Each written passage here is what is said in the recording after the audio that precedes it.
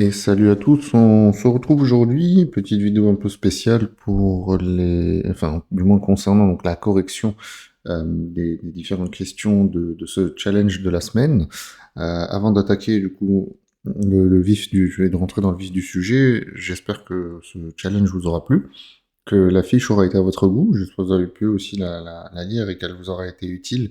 Euh, Comme vous aurez pu le constater plutôt, on a essayé de faire du plus basique, donc des bases avec la reprise de l'interrogatoire et de l'examen clinique de base, évoluer ensuite jusqu'à des notions un peu plus complexes qui peuvent revenir aux EDN, notamment avec l'utilisation des scores.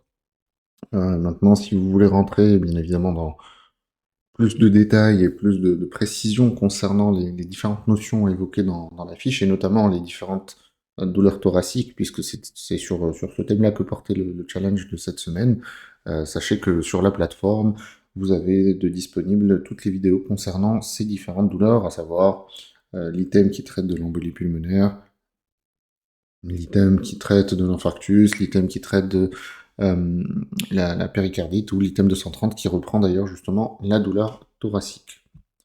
À noter également, vu que pour la plupart vous avez créé des comptes gratuits, vous avez en accès libre et en accès gratuit l'item, il y a 4 vidéos d'items, dont l'item, je crois, 235 de tête, qui est l'item qui porte sur la péricardite. Donc vous pouvez toujours en profiter pour tester, voir un peu ce que vous en pensez du coup. Voilà pour ce qui est de cette petite digression sur la fiche. Et on peut d'ores et déjà attaquer la correction des différents QCM avec en première partie d'abord les QI, et puis en seconde partie on verra la correction du gros dossier progressif qui a été d'évolution un peu différente de ce que vous avez l'habitude, mais c'était fait exprès. Ça a été fait exprès, où on a plutôt évolué, comme vous avez pu le constater, sous forme d'une seule garde avec différents patients plutôt que d'un seul patient avec différentes situations. On commence déjà, donc, comme on a dit, avec les questions isolées. Et donc, la première question, c'était, parmi les causes de douleur thoracique brutale, quelles sont les urgences vitales à évoquer en premier lieu? Différentes propositions: tamponnade, reflux gastro-œsophagien, embolie pulmonaire massive, dissection aortique, infarctus du myocarde, donc ST+. Alors, vous l'aurez compris, le seul de ces, ou du moins la seule cause de douleur thoracique ici citée qui ne rentre pas en compte dans les urgences vitales, c'est bien évidemment les RGO, les reflux gastro-œsophagiens. Toutes les autres, que ce soit la tamponnette dans le cadre de la péricardite compliquée, que ce soit l'embolie pulmonaire qui plus est proximale ou massive, que ce soit la dissection aortique ou l'infarctus ST+, va menacer ou vont engager le pronostic vital directement ou indirectement dans les heures qui suivent. Donc, toujours se méfier de ces causes, de ces diagnostics qui rentrent bien évidemment dans le moyen mnémotechnique, le fameux devant une douleur thoracique, toujours écarter, toujours éliminer les deux pieds. Comme vous avez pu le voir dans la fiche, à savoir péricardite, pneumothorax, toutes les causes ischémiques, donc en l'occurrence ici l'infarctus, les embolies pulmonaires et les dissections aortiques. Les RGO, bien sûr, peuvent donner des douleurs thoraciques brutales aussi, notamment rétrosternales, remontantes, enfin ascendantes, mais ne vont pas engager le pronostic vital, donc ce n'est pas une urgence vitale à proprement parler. Voilà pour la première question. Deuxième question, c'était concernant l'infarctus du myocarde avec un ST+, donc un sus décalage ST. Quelles sont les affirmations exactes? Plusieurs propositions également. Le soulagement par la trinitrine élimine le diagnostic. Le diagnostic repose uniquement sur la troponine, sur le dosage, si vous préférez, de la troponine. Le délai de reperfusion recommandé donc, est inférieur à 120 minutes, sur moins de 2 heures si on envisage une angioplastie. La douleur peut être épigastrique ou atypique chez la femme âgée. La douleur est typiquement prolongée, supérieure à 20 minutes. Là, encore une fois, vous l'aurez compris, question assez basique.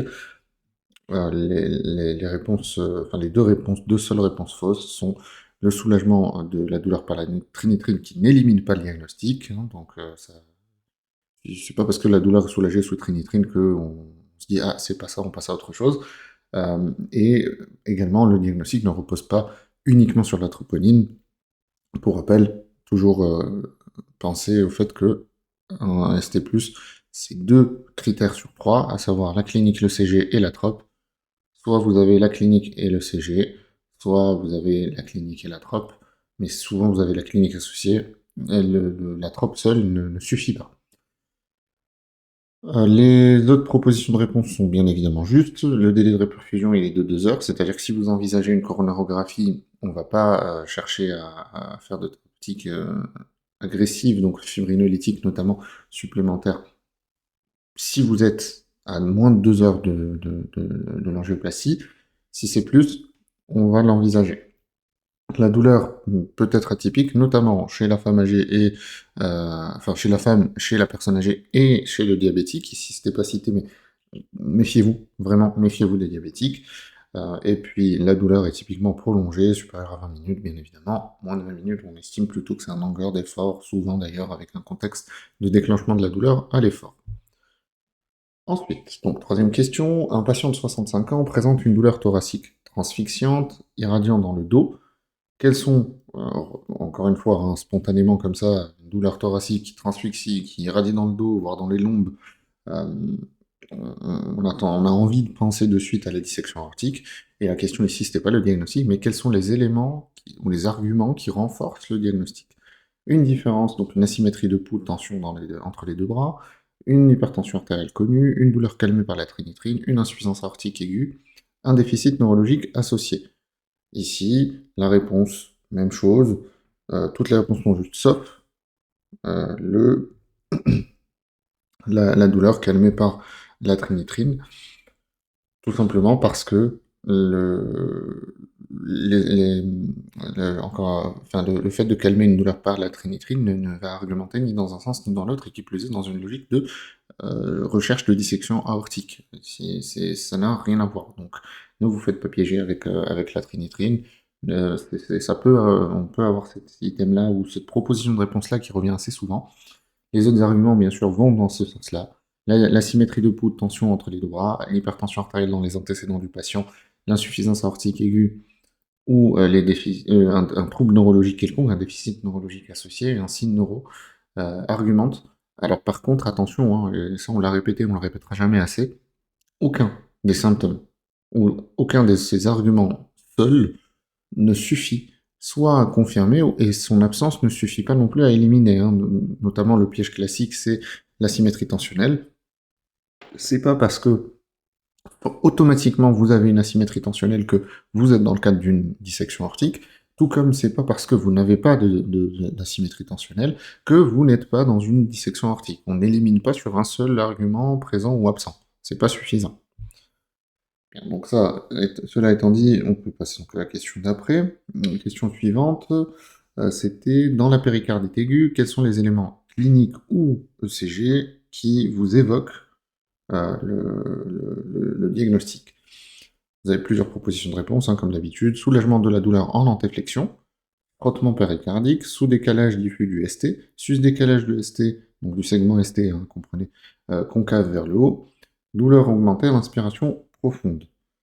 Ici, les réponses justes sont le soulagement de la douleur en antéflexion, le frottement péricardique, le sus-décalage diffus du ST, qui plus est concave vers le haut.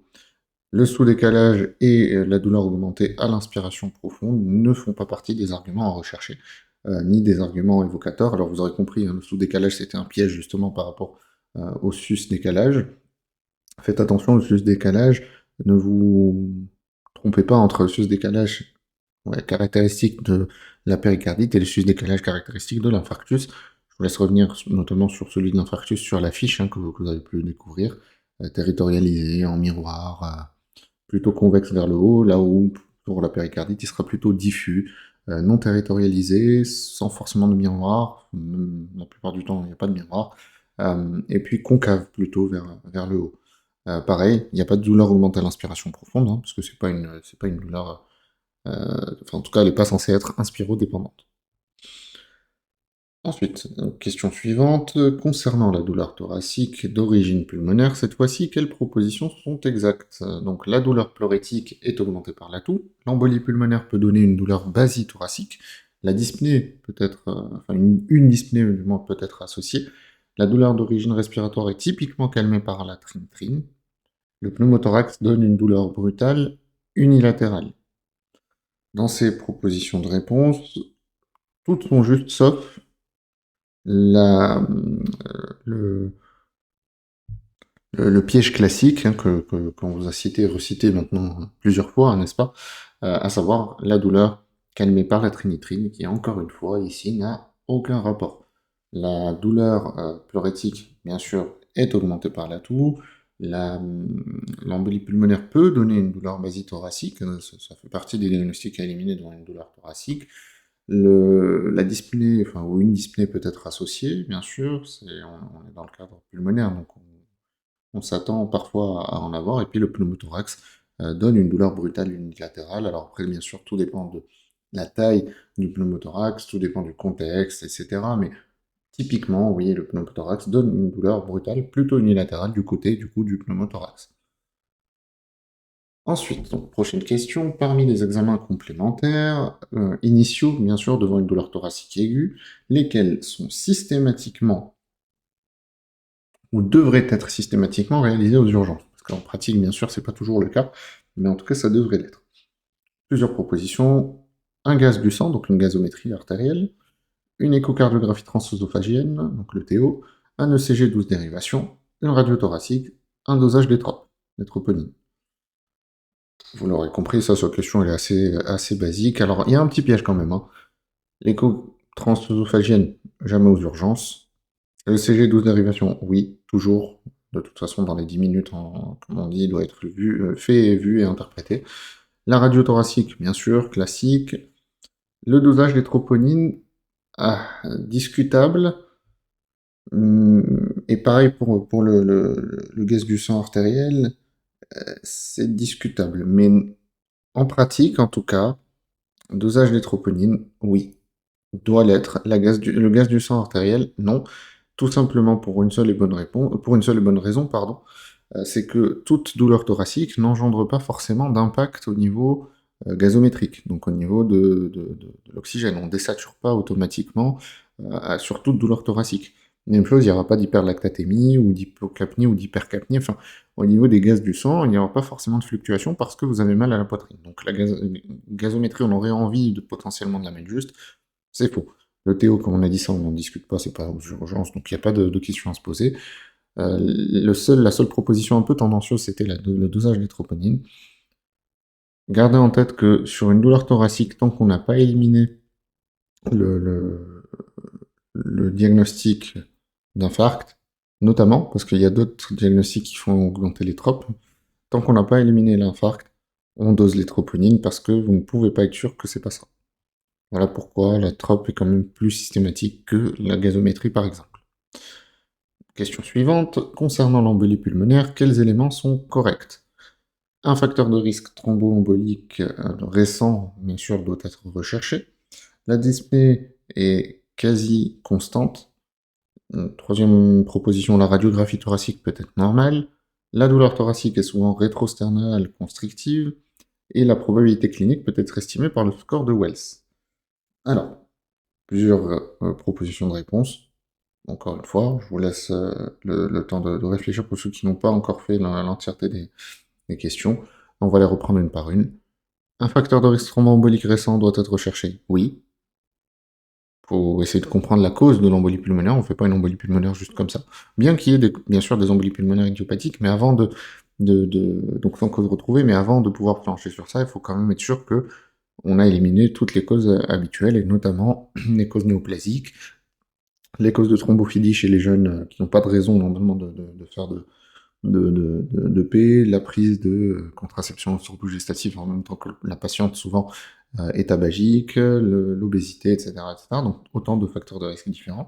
L'immobilisation ou la chirurgie récente, une thrombose veineuse profonde dans les mois, dans les semaines qui ont précédé, etc., etc. Donc oui, on recherche toujours un facteur de risque thromboembolique. La dyspnée est quasi constante Alors, oui, encore une fois, de manière typique. C'est pour ça que c'est cité l'embolie pulmonaire est cité dans les douleurs thoraciques pulmonaires, et donc dans les signes classiques et typiques et caractéristiques de l'EP, vous aurez toujours un patient qui arrive avec une dyspnée, une douleur thoracique, basie-thoracique souvent, en pointe, etc., etc. Donc, dans les signes classiques et typiques, et donc au concours vous l'aurez constamment, d'une EP, il y a une dyspnée quasi constante. La radiographie thoracique peut être normale, oui. Même souvent, on voit rien à la radio, hein, donc au niveau de l'EP. La douleur thoracique est souvent rétrosternale constrictive, non. Elle n'est pas rétrosternale, elle est souvent basithoracique en pointe. La probabilité clinique, donc rétrosternale constrictive, hein, vous l'aurez compris, c'est à différencier, ça c'est plus caractéristique d'un SCA, hein, d'un SCA, d'un syndrome coronarien aigu, et notamment d'un infarctus ici dans cette partie de douleur thoracique du programme. Et puis ensuite, donc la probabilité clinique peut être estimée par le score de Wells, oui, pour rappel, les différents, je crois qu'il y a une question qui porte justement sur les différents scores, hein, on y reviendra et on y reviendra souvent, et j'espère que vous les aurez bien retenus. Pour ce qui est de la probabilité clinique, vous avez le choix entre le score de Wells, même en pratique le score de Wells simplifié, et le score de Genève. Donc voilà, à différencier des scores ou des tests, enfin ou des probabilités pronostiques qui sont pour le coup plutôt par le SPSI aujourd'hui, donc c'est le PESI simplifié, que par le PESI comme auparavant. Et donc on peut passer à la question suivante.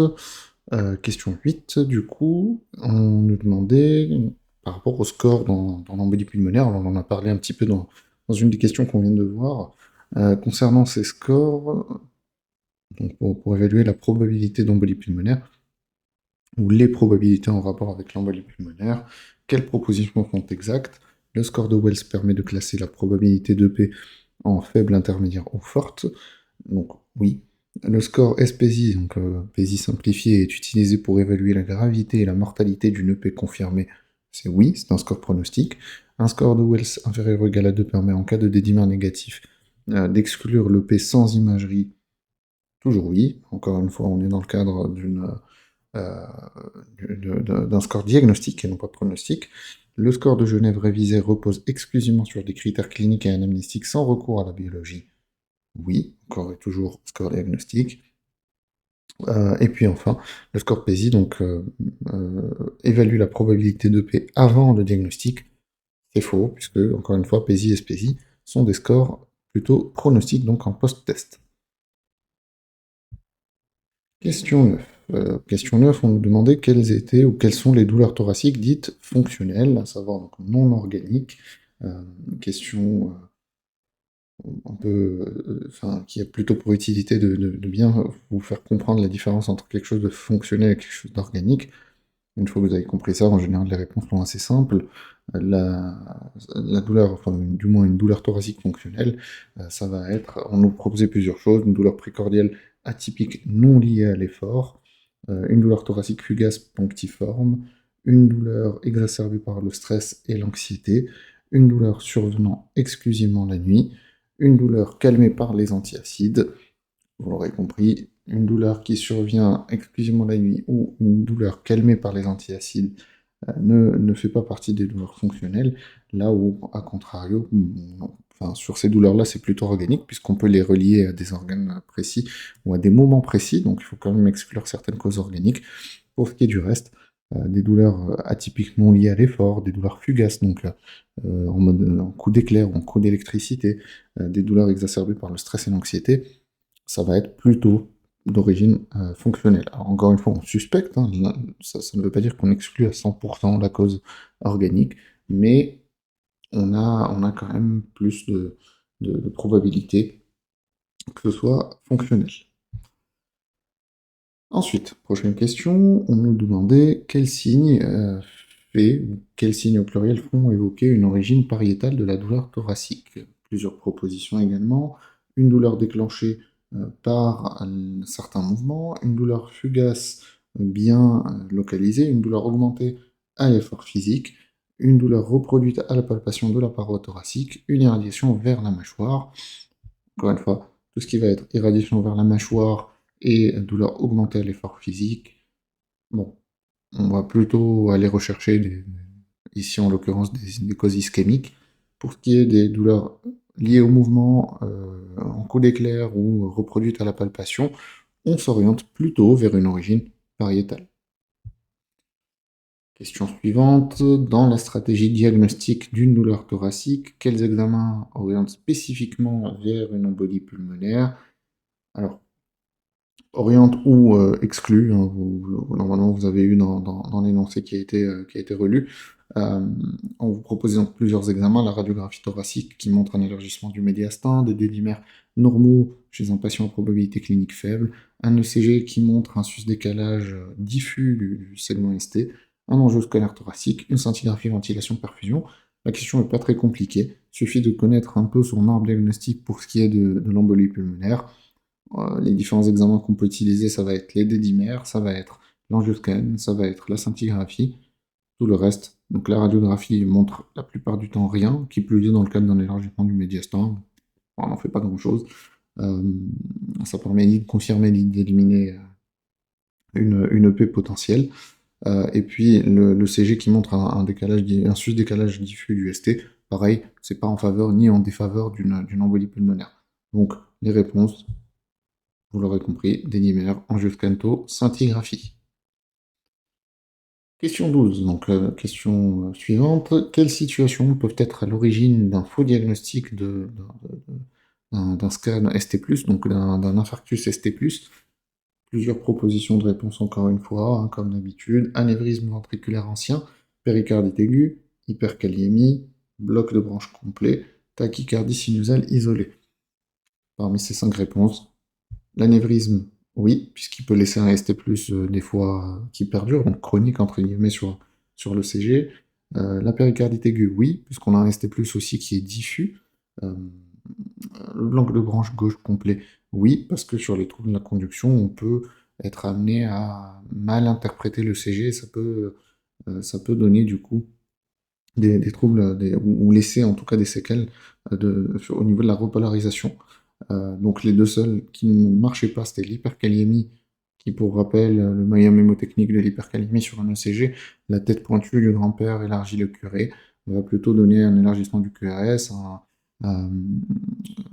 une montée pointue, un élargissement de l'espace PR, mais pas en faveur, en tout cas va pas donner de signes d'ischémie ou d'infarctus, ou en tout cas qu'on pourrait s'égarer, ainsi que la tachycardie sinusale isolée, encore une fois une tachycardie sinusale isolée, des fois, la plupart du temps, même surtout chez le sujet jeune, est totalement bénigne et n'oriente pas vers une étiologie ischémique plus qu'autre chose. Ensuite, donc, question suivante, dans la suspicion d'un SCA, quels éléments cliniques rendent le diagnostic plus probable? Une douleur, proposée entre plusieurs choses, une douleur reproduite à la palpation, une persistance de la douleur au-delà des 20 minutes, une apparition chez un patient jeune sans antécédent cardiovasculaire, une irradiation au bras gauche, une douleur à type de brûlure rétrosternale calmée par les antiacides. Si vous les reprenez une par une, la douleur reproduite à la palpation, et non. Persistance de la douleur au-delà de 20 minutes, oui, c'est une caractéristique à rechercher. Apparition chez un patient jeune sans antécédent cardiovasculaire, c'est quand même pas le plus typique, donc non, concrètement non. L'irradiation bras gauche, oui, ça fait partie des caractéristiques. La douleur à type de brûlure rétrosternale calmée par les antiacides, non, on se dirigerait plutôt vers les RGO. Alors comprenez bien, hein, quand on dit le plus probable, encore une fois, ça ne veut pas dire qu'il permet de poser le diagnostic, hein, c'est pas spécifique, c'est un argument en plus dans notre démarche. Ensuite, donc question suivante, quels sont les diagnostics différentiels digestifs d'une douleur thoracique? On nous proposait la cholécystite aiguë, l'appendicite aiguë, la pancréatite aiguë, le reflux gastro-œsophagien, l'ulcère gastrique perforé.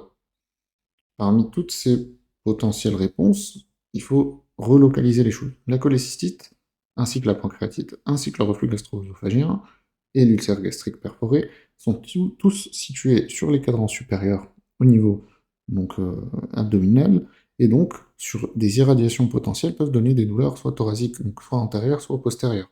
Donc oui, la pancréatite aiguë, la douleur typique, elle est plutôt en fossilière droite, donc il y a quand même très peu de chances de se tromper.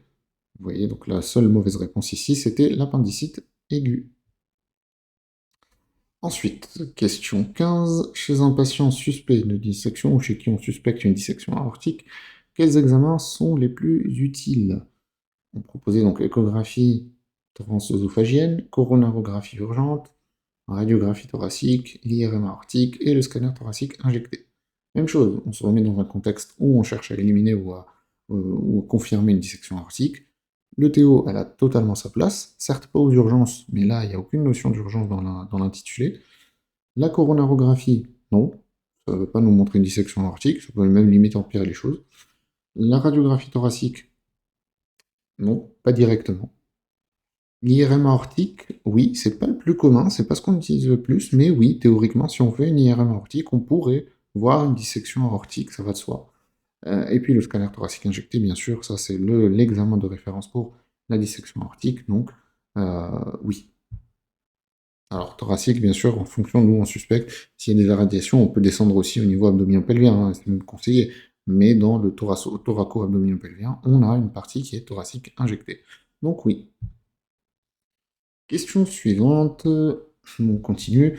Dans la péricardite aiguë, quels éléments constituent des critères de gravité qui nécessitent une hospitalisation? Alors pareil, grosso modo, pour faire simple, si vous voulez retenir les critères d'hospitalisation, c'est tout ce qui va être soit critère de mauvaise tolérance, soit suspicion d'infection bactérienne. Donc une fièvre supérieure à 38 degrés, oui. Un épanchement péricardique abondant, bah, en principe il va être mal toléré, donc oui. Une tamponnade péricardique, oui. Une tamponnade, c'est un critère de gravité à part entière. Une immunodépression, bah, bien évidemment, oui, également. Le sus-décalage du ST de manière diffuse, c'est pas un signe de gravité, c'est juste un signe de péricardite. Après, ça peut être une péricardite virale bénigne, comme ça peut être une autre forme, mais c'est pas sur un sus-décalage qu'on va hospitaliser. Donc ça, c'est non. Mais toutes les autres réponses sont justes. Question suivante, on nous demande quels sont les diagnostics vitaux, donc, qui engagent potentiellement le pronostic vital à ne pas manquer devant une douleur thoracique aiguë, très important, hein. Le pneumothorax compressif, la dissection aortique, l'infarctus myocarde, donc ST+, l'embolie pulmonaire massive, la péricardite virale bénigne. Alors, là, on a fait exprès de vous mettre un petit piège. C'est que si on lit en diagonale et très rapidement, pneumothorax, dissection, infarctus, embolie, péricardite, on aurait envie de tous les cocher. Parce qu'ils font partie du fameux pied dont on parlait, ou des deux pieds du coup dont on parlait initialement. Mais on a bien dit diagnostics vitaux.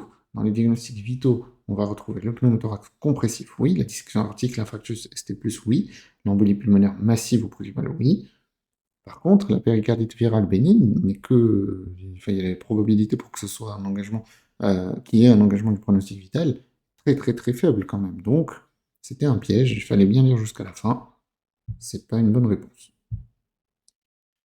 Donc, question 18.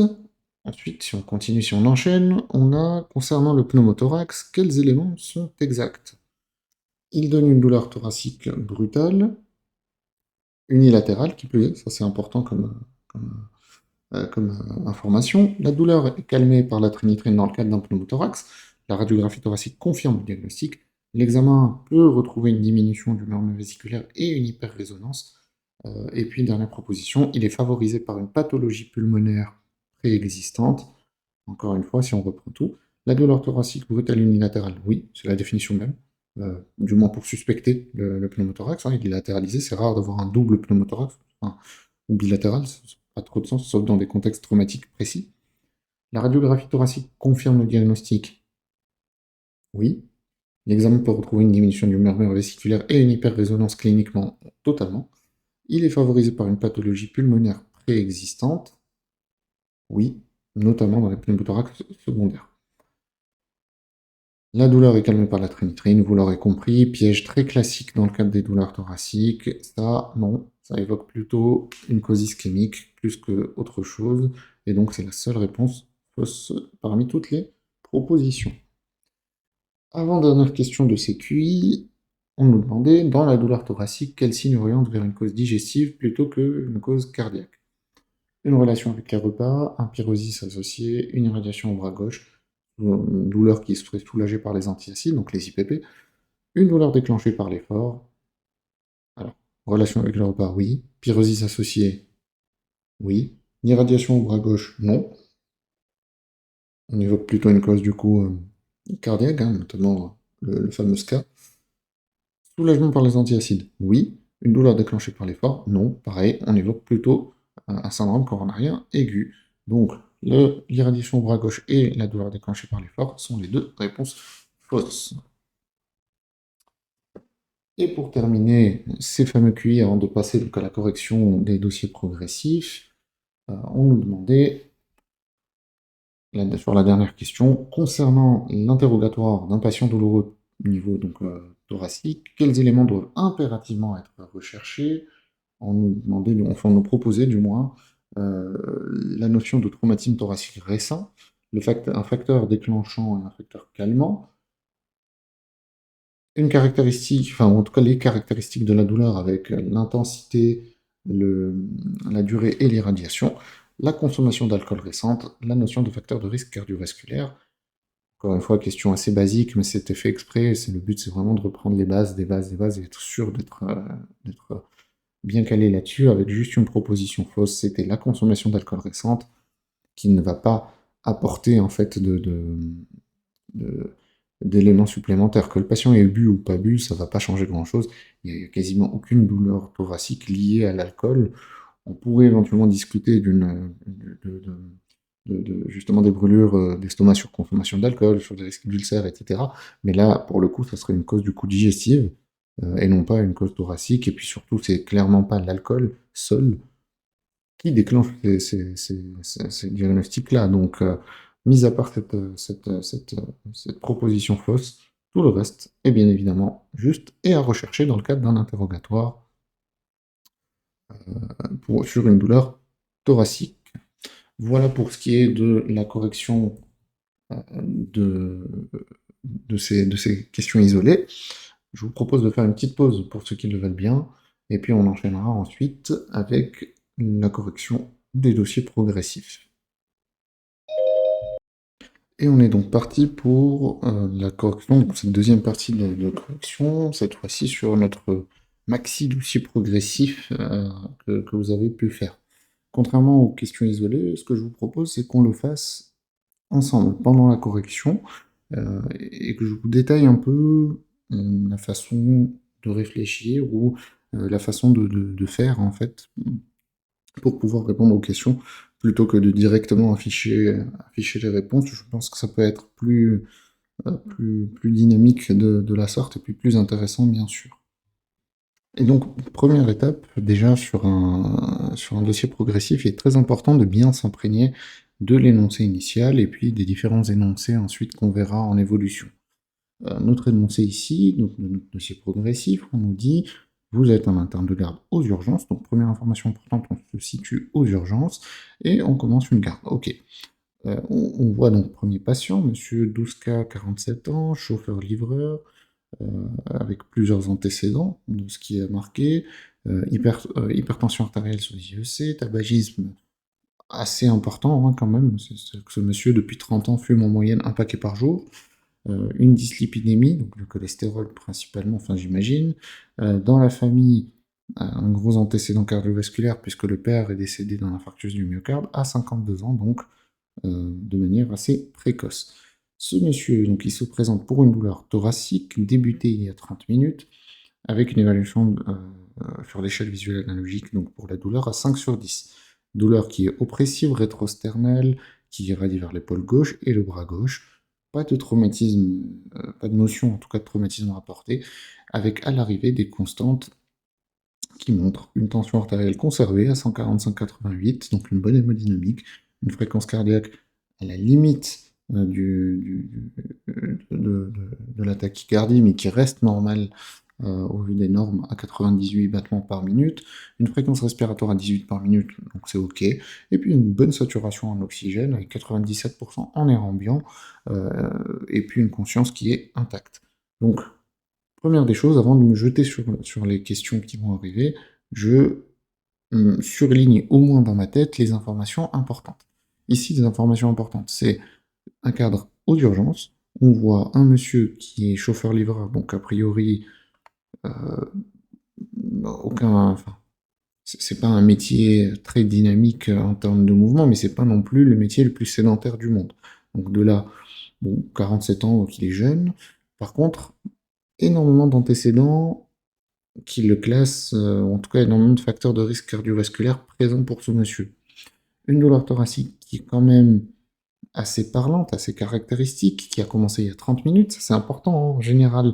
Petit tips pour le concours notamment, lorsqu'on vous donne une durée, c'est rarement un hasard. Si on vous dit que quelque chose a débuté à telle heure et que nous sommes tel jour à telle heure, ou que ça a débuté il y a tant, notez cette temporalité quelque part quand même. Échelle visuelle analogique, ok, bon. La douleur caractéristique, elle est oppressive, rétrosternale, elle irradie vers l'épaule et le bras gauche. Bon, normalement, de suite, il y a une hypothèse diagnostique qui doit vous venir en tête. Entre les facteurs de risque cardiovasculaire, entre les antécédents familiaux et la caractéristique ou les caractéristiques de la douleur. Donc, une fois qu'on a noté toutes ces choses, les constantes sont plutôt bonnes hein, par rapport à la situation, on peut passer du coup aux questions. Et première question, on nous dit quelles sont les actions à poser, à commencer immédiatement. On nous propose administrer de l'oxygène systématiquement, quelle que soit la SpO2. Non, déjà, ça c'est faux, parce que une saturation qui est normale, on ne va pas suroxygéner le patient.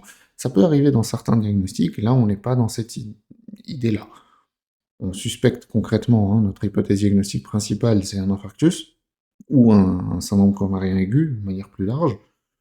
Bon, monsieur a une SAT à 90%, à 97%, pardon, il n'y a pas d'indication à mettre de l'oxygène, normalement. Donner immédiatement un anticoagulant, c'est absence de contre-indication, non, à ce stade de la prise en charge, il n'y a aucune indication à donner un anticoagulant, pas maintenant, on n'a encore rien fait. On n'a pas le CG, on n'a pas encore les examens complémentaires nécessaires, donc non.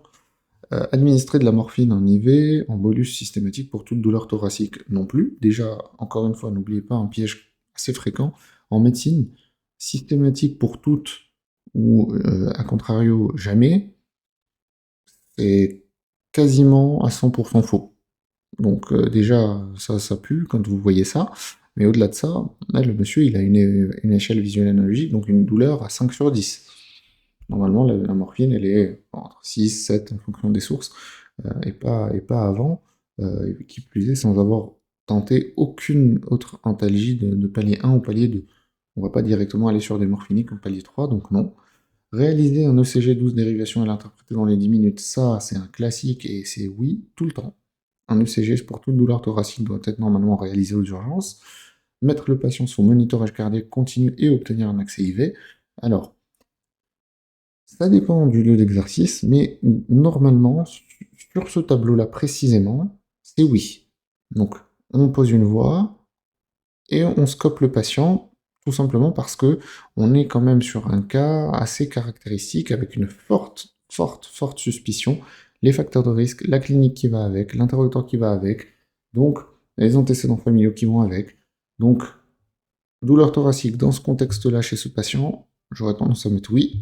Réaliser un ECG 12 dérivations interprétées dans les 10 minutes, pardon, c'est oui.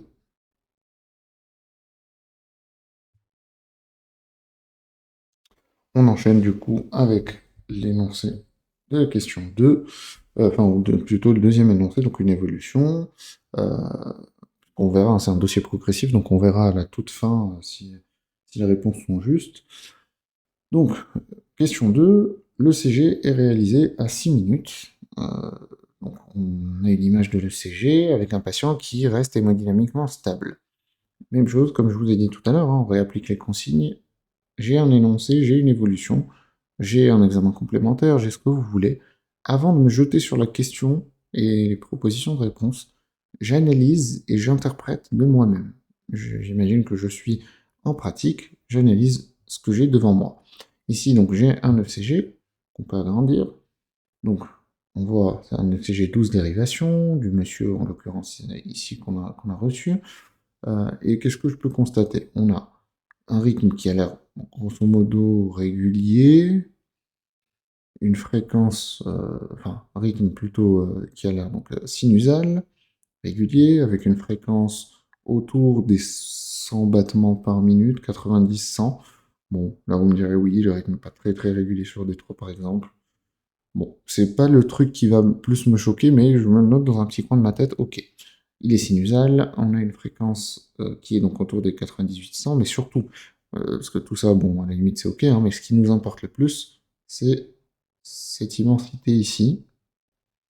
J'ai un gros ST+, convexe vers le haut, que je retrouve en D2, en D3, en AVF, en V5, en même V4, V5, V6, avec donc D2, D3, AVF, V4, V5, V6 qui correspondent au territoire inférieur pour D2, D3, AVF et latéral pour V5, V6 notamment, avec un gros miroir, notamment sur les territoires plutôt antérieurs. Donc antérieur, antéroceptal, hein, en fonction. Donc, vu le contexte, vu le CG, ça sent pas bon. Une fois que ça c'est fait, je peux passer donc à ma question. D'après cette ECG, vous suspectez une péricardite au vu des ST+ diffus. Alors, non. Oui, il y a des ST+, mais péricardite, cliniquement, non. Et puis en plus de ça, ils sont pas diffus, ils sont territorialisés. Donc déjà, ça commence mal. Donc là, non. Vous suspectez une hypocalémie isolée. J'ai pas de signe d'hypocalémie à proprement parler. Et puis encore une fois, j'ai un autre diagnostic là qui vient de se confirmer encore plus à l'ECG. On retrouve un miroir, oui, du coup, sur les territoires antérieurs. Vous suspectez un infarctus du myocarde ST+, oui. Vous suspectez une embolie pulmonaire au vu de l'onde S en D1 et l'onde Q en D3, donc S1Q3. Non, il n'y avait pas d'S1Q3 sur le CG, donc pour moi, on retrouve un miroir avec un ST+. On passe à la question suivante.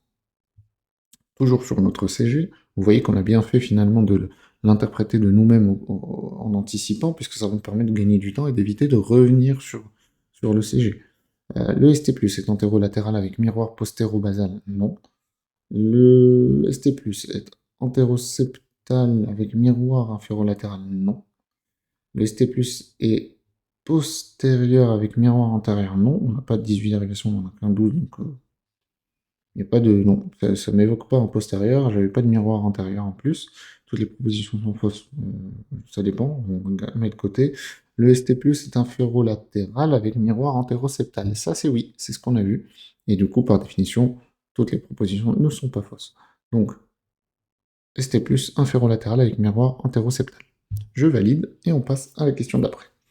Vous avez bien suspecté un infarctus du myocarde inférolatéral. Déjà, très bonne nouvelle, ça vient de confirmer ce que je pensais. Concernant votre prise en charge, vous donnez donc un bêta-bloquant IV en bolus systématiquement pour éviter les troubles du rythme. Alors, non seulement systématiquement, bof, et en plus de ça, un bêta-bloquant pour des troubles du rythme sur un SCA-ST+, non, non. Donner une charge d'antiagrégant, oui, ça, pour le coup, c'est clair, c'est évident, hein, c'est la prise en charge d'un infarct du myocarde. Vous administrez de la noradrénaline pour éviter un choc, alors non, déjà la noradrénaline, pour le choc, c'est pas tout de suite, c'est pas n'importe quel type de choc, et puis en plus de ça, pas en préventif, donc non. Si vous étiez à une distance supérieure à 120 minutes d'une angioplastie potentielle, vous envisageriez la fibrinolyse immédiatement. Ça, c'est oui, parce que je rappelle, dans l'algorithme de prise en charge, soit je suis à moins de 2 heures d'une choro, je vais vers la choro, soit je fais plus de 2 heures d'une choro, et là on discute de la fibrinolyse, hors bien évidemment contre-indication. Donc ça c'est oui.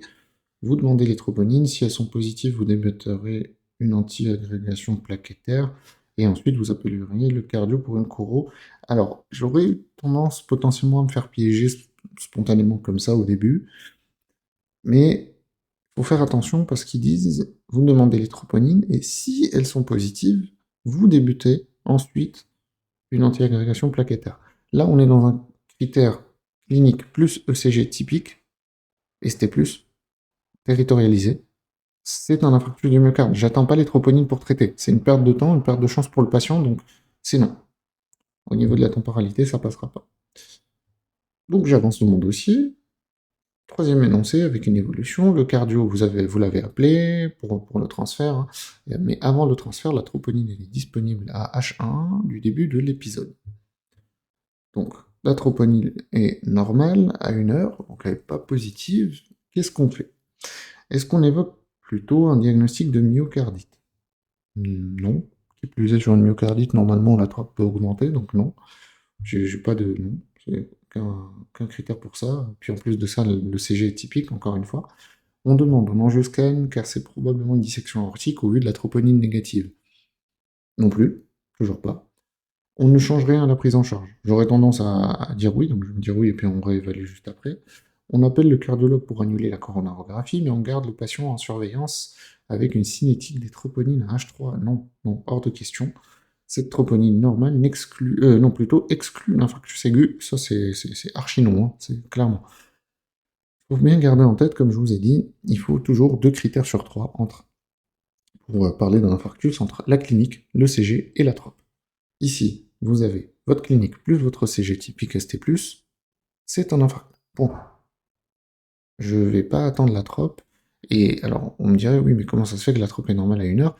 On est à 1 heure du début de l'épisode, sur une cinétique trop récente, on peut avoir des troponines parfois qui sont normales. Donc, une troponine normale à 1 heure ne veut pas dire que c'est pas un infarctus. Enfin, ça n'a aucun sens. Effectivement, il faudra voir dans les heures qui suivent, et même dans les jours qui suivent, pour voir un peu l'évolution et la cinétique de la trope, comment elle évolue, mais ça n'exclut pas et ça ne change rien à notre prise en charge. Donc ça, c'est non. On continue. Donc, on continue, évolution, le patient est transféré et pris en charge par le cardiologue qui l'hospitalisera en USIC, donc en unité de soins intensifs cardiologiques par la suite. Bonne nouvelle, ça veut dire que le raisonnement est plutôt bon jusque-là. Vous prenez ensuite un nouveau dossier, puisque vous continuez votre garde. Monsieur Touloul, 26 ans, 1m90, 70 kg, un IMC à 19,4, pas d'antécédent, on a un tabagisme actif. Oui, il est jeune quand même, hein. Jeune, assez léger, longiligne plutôt, du coup. Normalement, déjà à partir de là, vous êtes censé voir venir le truc. Sur une douleur thoracique, le CG ne montre rien, développe une douleur à droite associée à une donc latéralisée, avec une dyspnée nouvelle, avec un examen qui montre une discrète diminution du mur vésiculaire à droite, mais pas très très marquée. Bon, encore une fois, on est dans un contexte de concours, les dossiers progressifs vont pas chercher à vous piéger. C'est des cas typiques, des cas cliniques, donc encore une fois, le diagnostic, là, normalement, vous êtes déjà censé le flairer un peu. Donc, je valide et je continue. Parmi ces propositions tirées de votre interrogatoire, quelles seraient les informations pertinentes pour la hiérarchisation de vos hypothèses diagnostiques? Est-ce qu'on recherche une hémoptysie? Est-ce qu'on recherche une notion de constipation? Alors, l'hémoptysie, oui, parce qu'on est dans le cadre d'une douleur thoracique, donc ça va me permettre, et puis c'est cité dans certains scores, notamment de probabilité diagnostique. Est-ce qu'on recherche une notion de constipation? Non, je vois pas le rapport entre la douleur thoracique et la constipation, donc non. Est-ce que je recherche un syndrome grippal dans les jours précédents? Oui, parce que ça rentre dans un des arguments potentiels pour notamment la péricardite, par exemple. Est-ce que je recherche une notion d'œdème des membres inférieurs ou de chirurgie récente? Oui, ça rentre dans les probabilités diagnostiques d'une EP, par exemple. Est-ce que je recherche une notion de traumatisme thoracique? Toujours, parce que ça peut expliquer certains diagnostics, notamment par exemple en cas de traumatisme thoracique suivi d'une présentation comme celle qu'on a ici de notre patient, ça peut expliquer un pneumothorax du coup sur un traumatisme. Donc oui, à rechercher. Je continue. Donc j'évolue un petit peu dans mon histoire. L'examen clinique montre début brutal, pas de syndrome grippal dans les jours précédents, pas de notion d'œdème ni de chirurgie récente, pas d'hémoptysie, pas de notion de traumatisme thoracique. C'est super, j'ai rien du tout. Donc, pour l'instant, il n'y a rien qui me fait sortir de mon hypothèse principale, et si je devais, encore une fois, hiérarchiser mes hypothèses diagnostiques, Ça va être le pneumothorax au vu de la présentation du patient, jeune, tabagique, longiligne, pas de notion de traumatisme, j'ai rien, bon, pneumothorax. Et puis, j'aurais tendance, encore une fois, parmi les pieds, si je veux me contenter sur les deux pieds, là, notre moyen mnémotechnique de base, à évoquer en deuxième diagnostic, plutôt l'embolie pulmonaire. Le patient désature, il a une dyspnée associée, donc probablement que la douleur thoracique est plutôt d'origine pulmonaire. Donc si je dois absolument mettre en deuxième diagnostic, une deuxième hypothèse diagnostique, ça serait pas la péricardite, parce que j'ai rien dans cette, en sa faveur, ça serait pas l'infarctus, parce qu'à 26 ans, sans antécédents, sans quoi que ce soit, ça n'a aucun sens. Il me reste éventuellement l'embolie pulmonaire. Donc, on voit un peu les propositions qu'on me fait ici. Pneumothorax spontané droit, oui, avec embolie pulmonaire. Ça correspond à ce que je voulais. Infarctus du myocarde, non. Péricardite aiguë, non. Embolie pulmonaire et dissection aortique, non. Pneumothorax spontané droit et péricardite aiguë, non. Je partirais plutôt sur ces deux-là. Je continue. Quels sont par conséquent les deux examens complémentaires que vous demandez pour confirmer ou infirmer ces hypothèses? Donc on me demande de choisir que deux examens complémentaires. Alors, je regarde la radiographie thoracique pour le pneumothorax, ça c'est évident. La troponine, non, parce que ce serait pour le SCAR. L'écho Doppler des membres inférieurs, non. Dédimère ou angioscan thoracique? Bonne question. Et là, bon, vous voyez venir le truc, hein, la question c'est est-ce que la probabilité, est-ce qu'elle est faible, dans quel cas, ou intermédiaire, bon, en gros c'est faible ou forte, hein. Et dans quel cas je vais partir sur les dédimères, est-ce que ma probabilité est forte, et je partirai sur l'angioscan thoracique. Là je reprends tout simplement mon cas. Alors, ok, j'ai une dyspnée avec une douleur thoracique, mais j'ai pas d'hémoptysie, c'est pas mon hypothèse principale, j'ai pas de malaise, j'ai pas de notion de traumatisme, de chirurgie récente, d'immobilisation, c'est un patient qui est jeune, il a pas de cancer actif, j'ai pas vraiment d'argument pour parler d'une probabilité forte, donc je suis plutôt dans le cadre d'une probabilité faible. Je fais exprès de pas vous citer les arguments, en tout cas de pas reprendre mes scores précis et de les calculer et de vous dire les scores diagnostiques, parce que vous n'êtes pas censé normalement connaître par cœur ces scores-là. Vous êtes censé, alors c'est un peu bizarre à dire, mais vous êtes censé savoir plus ou moins en quoi ils consistent, enfin vous êtes censé savoir à quoi ils servent, leur interprétation, et savoir plus ou moins de quoi ils sont constitués. Donc, euh, rarement de les utiliser comme ça de tête, normalement ils sont censés être fournis.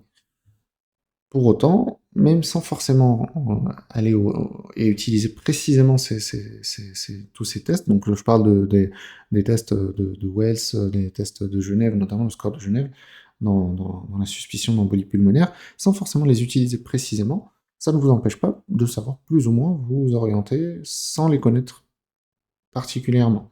Là, en l'occurrence, on est sur un cas typiquement de probabilité faible, donc je me contente des dédimères et de la radiographie, j'ai mes deux examens, je peux continuer. Alors, bonne nouvelle, j'avais un doute sur les dédimères, on me confirme qu'elles ont été faites, donc les dédimères sont négatives, mais la radio montre un pneumothorax droit spontané, primaire, de grande abondance, et la saturation du patient ne remonte pas au-dessus des 87-88 malgré l'oxygène. On me pose la question, quelles sont les mesures de prise en charge à envisager? Est-ce que je demande une thoracoscopie en urgence? Certainement pas, c'est peut-être un peu abusé. Prise en charge en ambulatoire avec radiographie de contrôle dans 48 heures. Alors, ça aurait été envisageable, dans d'autres circonstances. Là, rien que le fait que je sois à 87-88 malgré l'oxygène, que ce soit un pneumothorax de grande abondance, je vais pas chercher midi à 14 heures, hein. Pas d'ambulatoire possible. Est-ce que j'administre un traitement fibrinolytique d'emblée pour éviter une complication d'embolie pulmonaire? Ça sent le piège à plein nez, enfin le leurre en fait, hein. Il n'y a aucune complication, en tout cas à ma connaissance, entre pneumothorax et complications en embolie pulmonaire. Je pose une aiguille d'exsultation, voire un drain thoracique, si échec, oui. Ça, c'est la prise en charge typique et ce qui est cité en pneumo notamment. Je vous invite à aller voir d'ailleurs, pour ceux qui veulent, la vidéo sur l'item du coup pneumothorax qui est disponible hein, sur le site. C'est la prise en charge typique d'un pneumothorax spontané primaire. Donc exsufflation en priorité, qui plus est en grande abondance. Et si ça ne fonctionne pas, Drinto. Oxygénothérapie analgésie adaptée, c'est du traitement symptomatique, bien évidemment que oui. Donc je valide. Et je passe donc à notre énoncé. Ah, c'est un énoncé suivant. Donc évolution. L'exsufflation de notre patient échoue, le drain thoracique est posé, le patient s'améliore, mais il est gardé en surveillance, en hospice. Très bien, on a sauvé encore une vie, on est content. Vous vous apprêtez à prendre le dossier d'un autre patient quand soudain votre corps interne vous interpelle. Ah, donc on évolue, on passe sur un autre patient. C'est le corps interne cette fois qui nous demande un avis. Une patiente de 57 ans qui se présente avec douleur thoracique en pointe depuis 1 heure, tachycardie à 112 battements par minute. Ah oui, donc elle tachycarde un peu.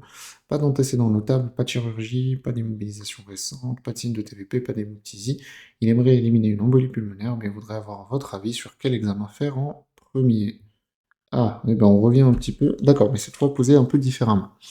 On me demande donc quel test cette fois-ci je peux utiliser pour choisir. Et quel test diagnostique. Alors, on va les reprendre, hein. Le ADRS, rien à voir avec l'embolie pulmonaire, ça c'est un test qu'on utilise normalement dans la dissection aortique ou dans la suspicion de dissection aortique. Le PESI, lui, il a tout à fait à voir avec l'embolie pulmonaire, mais c'est pas un test diagnostique, c'est un test pronostic. Le Wells, oui, on peut l'utiliser. Le Genève, totalement. Le SPSI, ben, c'est un PESI simplifié, donc c'est un test pronostic et non pas un test diagnostic. Donc, je valide. Super. Le score de Wells est à 1. Quel est l'examen à demander dans ce contexte? Échographie des membres inférieurs. Alors, je reprends erreur 1. Tout à l'heure, je suis passé un peu trop vite sur le dossier de la patiente. Je reprends donc l'énoncé concernant la patiente et notre fameux avis de notre cher co-interne. Donc, c'est une patiente de 57 ans. Il n'y a pas de notion de grossesse, il n'y a pas de notion de contre-indication d'insuffisance rénale. Euh, Ok, donc en fait, c'est une patiente simple, hein, sans critère de quoi que ce soit. Échographie des membres inférieurs pour une EP, s'il n'y a pas de contre-indication à d'autres examens, non.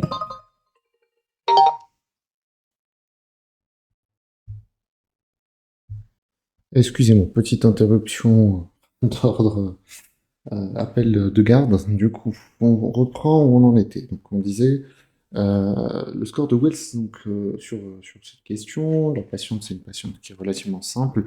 Le score de Wells donc, est à 1. Quel est l'examen à demander dans ce contexte? On vous propose plusieurs propositions. Échographie des membres inférieurs, des dimères, scintigraphie, ventilation, perfusion, angioscan thoracique, écho-doppler des troncs supra-aortiques. Si on en reprend donc un par un, on a dit l'échographie des membres inférieurs. Là, j'ai pas de raison. Ça va être avec un score de Wells à 1, c'est un score qui est jugé faible. Des dimères, oui. Scintigraphie, ventilation, perfusion, non. L'angioscan thoracique, bah, du coup, vu qu'on est sur un score de Wells faible, non, enfin, du moins à probabilité faible.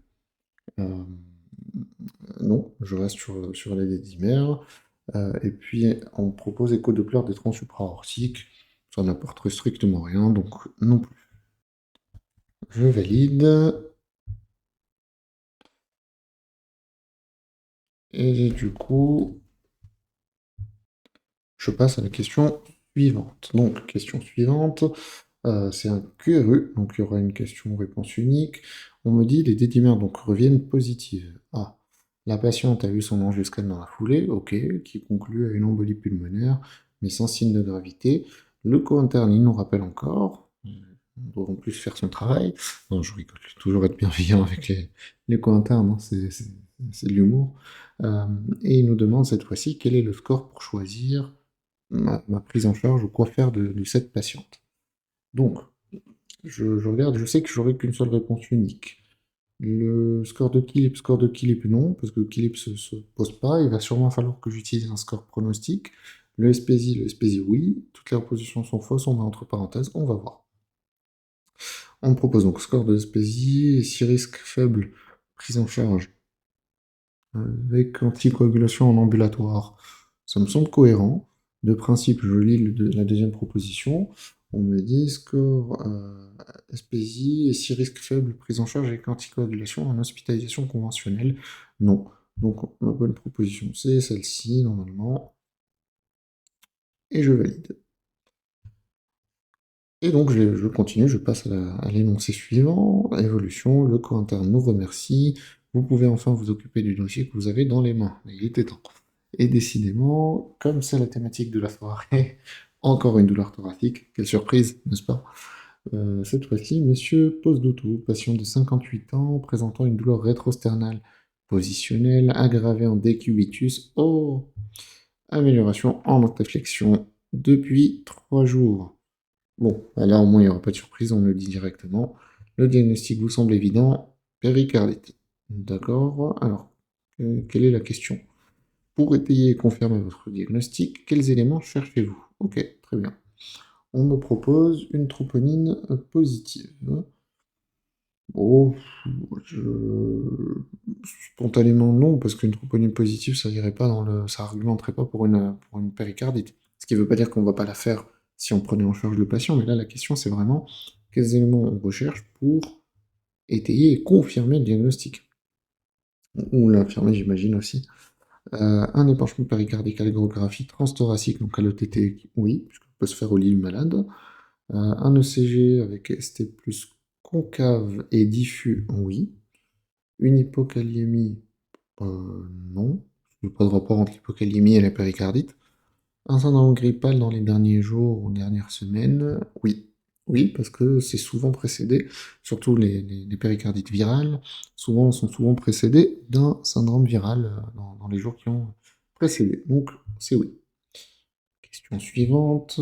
Un QRU, vous confirmez le diagnostic. Quelle prise en charge est possible? Donc, qu'est-ce que je fais? Traitement de première intention, INS plus colchicine, si bien toléré. Bon, j'aurais tendance à dire oui, mais bon, pour me couvrir, je vais lire quand même les autres. Hospitalisation recommandée systématiquement pour toute péricardite aiguë. Non, non. Typiquement, les péricardites virales bénignes, ben non. Une anticoagulation systématique est recommandée en cas de péricardite avec gros épanchement péricardique. Non. Même chose, anticoagulation péricardite, je vois pas le rapport. Un poste de stent à envisager à distance? Non, pas sur une péricardite. Coronarographie pour pose de drain? J'imagine que c'est un leurre, parce que non plus. Non. Donc je reste sur ma première idée, ça confirme bien. Et je continue et j'évolue. Et on s'évite cette fois-ci. Ah oui, d'accord, c'est de plus en plus rapide. Donc le patient, après avis cardio, sort avec un traitement adapté, donc en ambulatoire, et en tant que spécialiste de la douleur thoracique, vous prenez encore un dossier qu'on vous dit être prioritaire d'un patient qui vient d'arriver pour ce motif. Donc encore une douleur tôt. J'imagine pour terminer, hein. Patient de 75 ans, chez qui l'infirmier d'accueil nous dit suspecter une dissection aortique. Quels sont les arguments qui seraient en faveur de ce diagnostic? Et là, on nous en propose plusieurs. Douleur thoracique déchirante, irradiant dans le dos. Oui, ça c'est de la définition pure. Diarrhée, non, aucun rapport. Asymétrie tensionnelle, oui. Trouble neurologique, oui. Douleur dans le genou, oui, bien sûr. Et puis douleur dans l'orteil aussi. Non, spontanément, non. Donc, je confirme la réponse et je passe. Dernière question de ce fameux dossier progressif, avec un énoncé un peu long. En effet, vous voyez le patient en sueur, avec une douleur déchirante, irradiant dans le dos et les lombes. Pas d'asymétrie tensionnelle pour autant. Simple hypertension, ah oui, quand même. À 19,5, aux deux bras. Il ne connaît pas trop ses antécédents. On vous dit avoir une HTA, un diabète et une notion de maladie des articulations de ce que son médecin lui a dit, comme quoi il serait trop souple. Ok.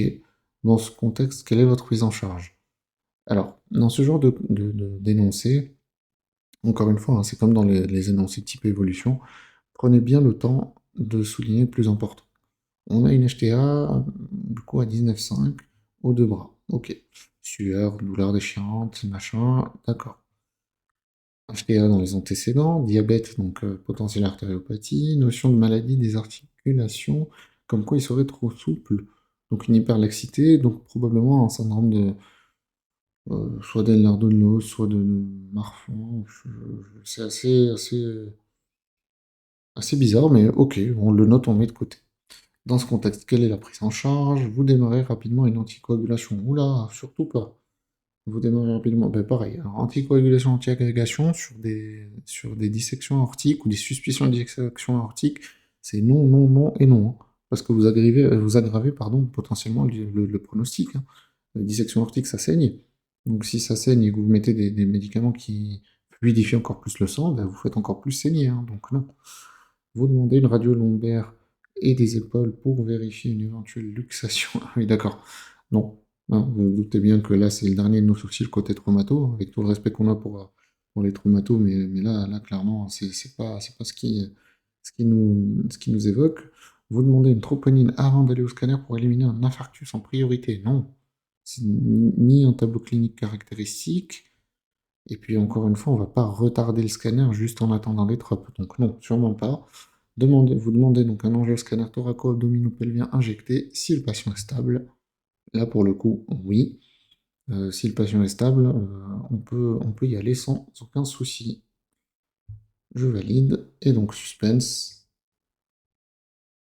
Bah écoutez, je pense que il n'y a rien à dire. Je regarde juste qu'il n'y ait pas de. Ah, petite avancée. Eh ben voilà, pour terminer en beauté. Donc le patient revient du scan, le radiologue vous appelle et confirme la dissection aortique. Votre érection rapide et orientée a permis de faire gagner du temps au patient. Votre senior prend le relais sur le dossier et le patient sera par la suite pris en charge en chirurgie, donc encore une vie de sauvée. Bravo à vous pour cette garde mouvementée, votre repos est quand même bien mérité. En effet, le dossier était assez long, une structuration assez particulière, mais assez intéressante, du coup, de suivi sur plusieurs patients, sur différents cas, et ça a permis de balayer un peu toutes les douleurs thoraciques. J'espère que les explications ont été claires, hein, quand même, mine de rien, au fur et à mesure, que la réflexion, j'ai fait exprès de vraiment faire le dossier progressif en même temps pour étaler un peu ma façon de- justement de réaliser ou de réfléchir face au dossier progressif, qui peut aussi être intéressant, plutôt que de faire comme comme dans les questions isolées qu'on a fait juste auparavant, lire ou reprendre la correction et puis vous dire, voilà, c'est ça ou pas ça. Euh, Maintenant, n'hésitez pas à refaire le dossier progressif pour ceux qui l'ont encore disponible. Vous avez normalement les corrections, hein, qui sont écrites après chaque question. On va vérifier quand même ça ensemble, hein. Alors, mes réponses, oui, normalement, oui. Si vous reprenez donc tout le dossier, à chaque fois, vous avez des explications, plus ou moins développées, hein, mais qui vous permettent d'avoir des notions. Si vous avez des questions sur ce challenge, sur toute la semaine d'ailleurs, sur les corrections, n'hésitez pas. Euh, N'hésitez pas à nous les poser, à nous les envoyer. Vous pourrez nous contacter, hein, soit par Instagram, soit par mail éventuellement. Euh, ou vous pouvez en discuter aussi entre vous, essayer de faire en sorte que ce soit quelque chose de familial. Euh, et puis en attendant, le tirage au sort demain pour savoir le grand gagnant surtout de ce challenge. En attendant, j'espère que tout ça vous aura plu. Et surtout, bon courage à tous. N'hésitez pas, si vous avez des points que vous voulez développer, à checker les vidéos des items disponibles sur le site. Encore une fois, comme je vous disais sur la première partie, vous avez l'item 230, donc douleur thoracique qui est disponible, péricardite qui est disponible, qui plus est gratuitement. Vous avez l'item sur le gros item, un des plus importants, sur le syndrome coronarien aigu qui est disponible.